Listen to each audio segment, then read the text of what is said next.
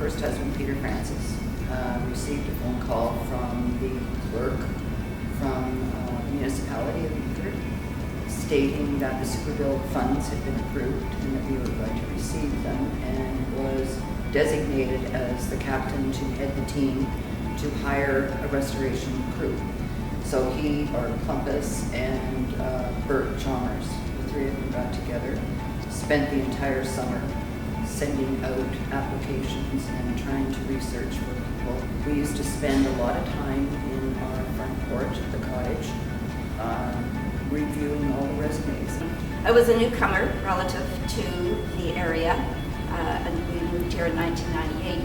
And this building just stood out as an icon, as a beacon, as a magnificent building that just needed to be saved.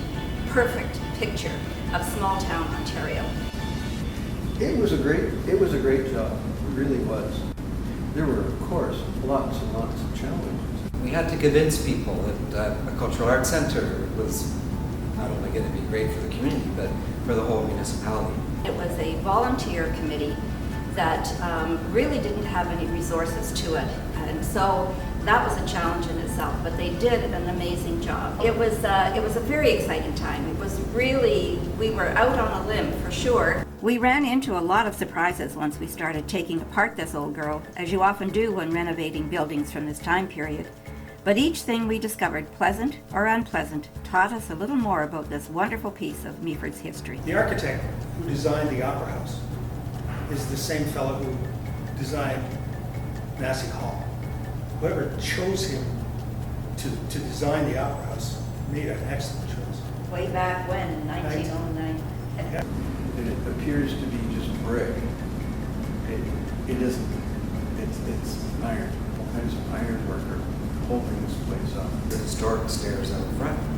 Once the old lath and plaster was removed, we realized that they'd really been held up by a lot of bits and pieces. One of the first challenges we faced was finding the funding for our baby grand piano, and thankfully, in the end, it was graciously donated by Todd and Karen Campbell. But boy, it was an interesting exercise getting it up to the Opera House.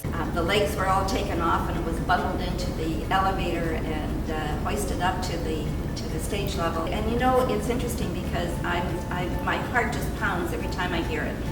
Meaford Hall has become exactly what we wanted it to be, a quality performing arts centre in the heart of Meaford, attracting great talent and tourists to our area. We had a vision, and it was that Meaford Hall would be the premier arts and cultural facility in Southern Georgian Bay. Right now we have a lot of professional musicians coming through here. People whose names you would recognize, even though you may never have seen them. They come through here as a regular stop on a lot of circuits. What I hope is that this becomes a destination point because we're getting more and more people coming from away, and that's key. We have people come all the time from Onsal, Sagapete, Stayner, Creemore, as far as Barrie, and even some from Toronto to come to this theatre. Yeah, it's a marvelous stage. It's got great acoustics. And I guess selfishly, I just love Meaford Hall myself because of the great musical acts they bring through town. It's truly awe-inspiring to see where we are today. In 2007, there were only 49 live performances here, all presented by the Foundation.